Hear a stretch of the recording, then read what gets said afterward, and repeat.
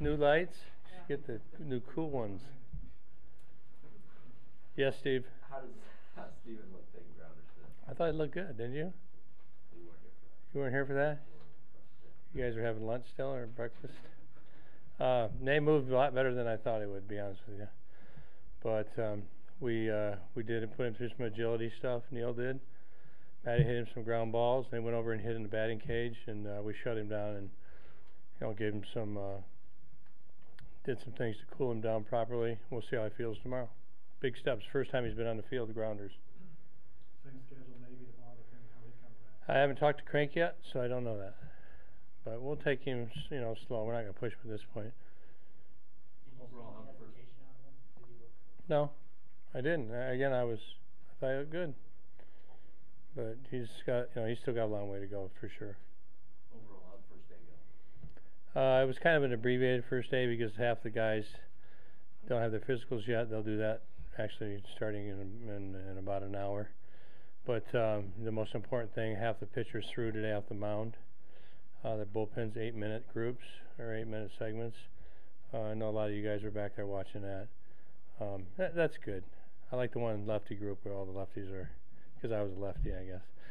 But the other half of the guys will throw tomorrow, and they'll probably be on and off like that. On the 25th, they will not throw. And then following that day, Monday, Tuesday, Wednesday, Thursday, they'll do their live BP sessions. So we'll work up to that. Was that your first look at Cahill off them?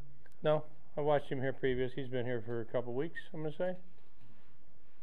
He's got a good hire. I mean, come on, what's not to like? We want to make him feel comfortable though with what we do here and how we do it, and we'll get into the pick sequence and do a lot of stuff. He'll have a lot of stuff to do tomorrow, and then he's embracing all of our shoulder exercises that they do in the training room, and also the strength and the conditioning stuff. It's good. I think he's comfortable. We try to make these guys comfortable before we crush them. What was it like to see Joe? What was it like to get him back? Lengthen out the rotation. Well, certainly did a great job for us last year, 212 innings. And if you think about it, I'm going to say about the first month, a little bit more than the first month, he didn't have it going on. He got a slow start. He started spring training. I don't know that he came into spring training last year in shape, and he was behind, and he had some very nagging things. So I think he's well ahead of that this year. And so again, if you look at the 212 innings, he really finished strong for us. But he's a veteran guy. He's from the left side.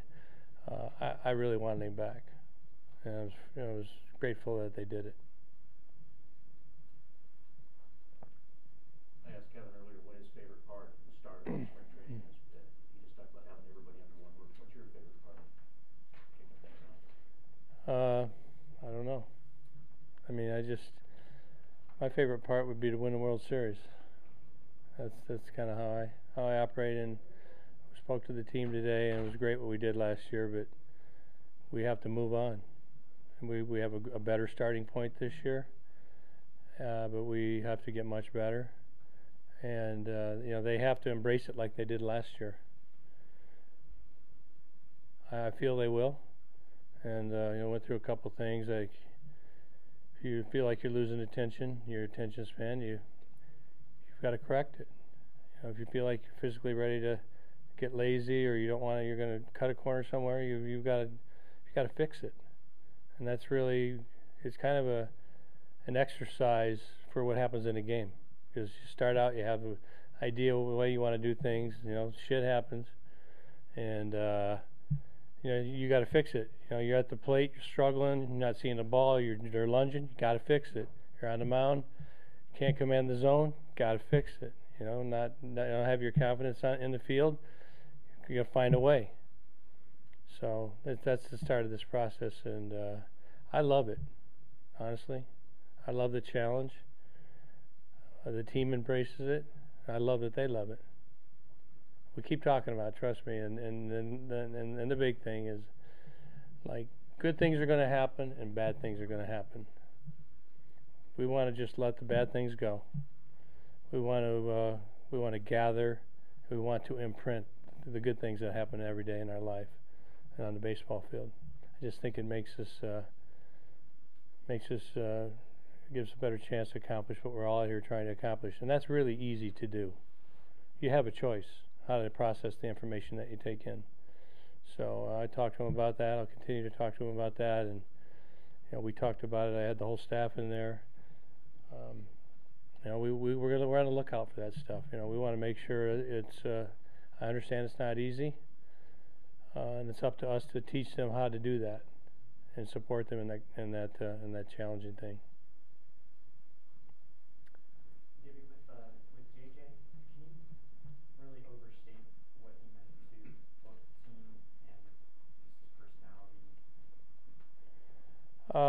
Well, there's a lot more to JJ than you guys actually see. I mean, what he does on the mound is obvious.